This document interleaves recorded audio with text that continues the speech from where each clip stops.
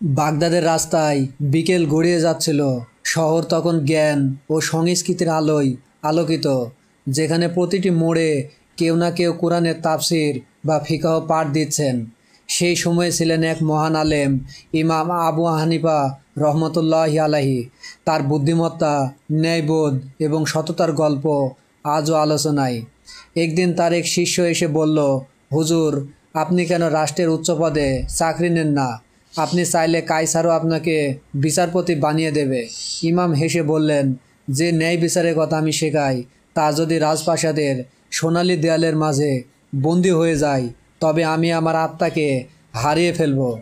তবুও সেই রাতে তিনি ঘুমোতে পারলেন না। একজন গরিব মানুষ তার কাছে এসেছিল দিন শেষে একটি জামা ধার চেয়ে। ইমাম বলেছিলেন, কাল সকালে দেওয়ানের কাজ শেষে করে আমি তোমাকে দেব।